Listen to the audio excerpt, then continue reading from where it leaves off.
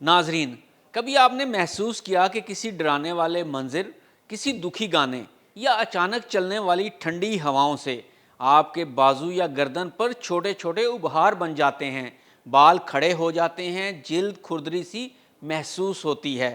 यही हैं रोंगटे। आम जुबान में जब हम कहते हैं यार मेरे तो रोंगटे खड़े हो गए, तो इसका मतलब होता है कि जिस्म पर बाल खड़े हो गए और जिल्द पर वो नन्हे नन्हे दाने जैसे उभार आ गए, जो आपके जिस्म की सबसे पुरस्कार हरकत में से एक हैं।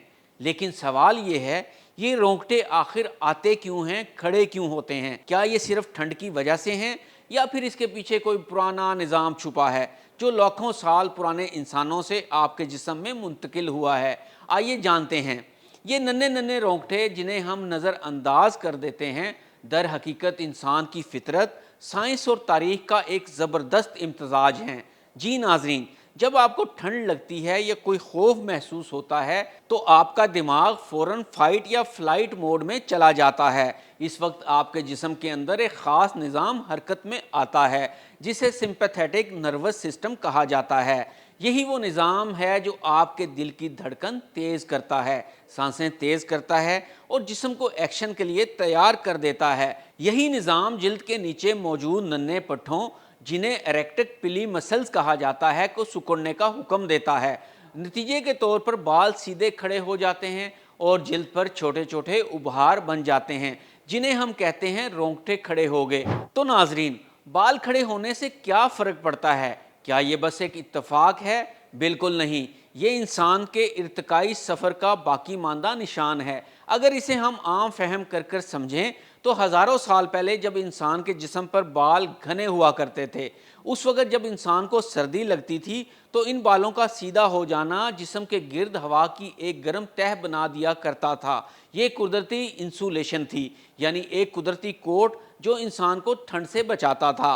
और जब कोई ख़तरा आता था तो यही बाल खड़े होकर इंसान को बड़ा और महफूज दिखाते थे ताकि दुश्मन या शिकारी डर जाए। आज हमारे जिस्म पर वो घने बाल नहीं रहे, मगर वो पुराना और हिफाजती निज़ाम आज भी हमारे अंदर और हमारे दिमाग में मौजूद है। बस फ़र्क इतना है कि अब वो हमें गर्म रखने की बजाय हैरान कर देता है, डरा देता है। दिलचस्प बात यह है कि रोंगटे हमेशा खौफ या सर्दी से खड़े नहीं होते।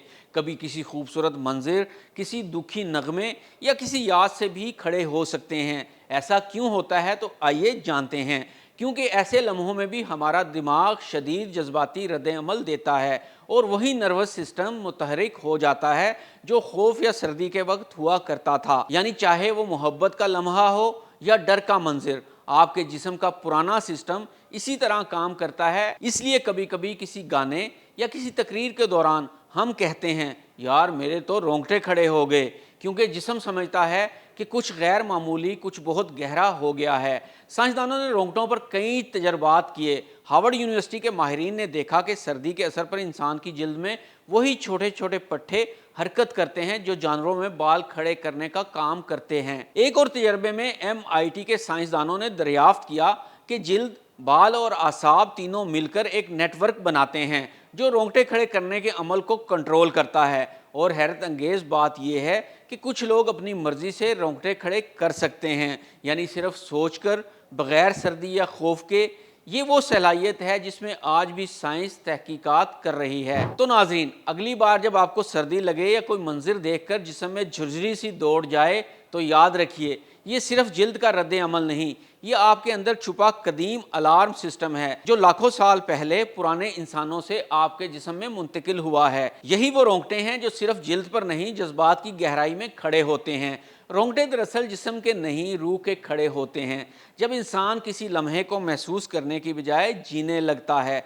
नाज़रीन, अगर आपको हमारी आज की वीडियो अच्छी लगी हो तो चैनल को सब्सक्राइब कीजिए, वीडियो को लाइक कीजिए। मज़ीद मालूमाती वीडियो देखने के लिए हमारे साथ मौजूद रहिए। हमीद नकीबी को इजाज़त दीजिए। अल्लाह हाफ़िज़।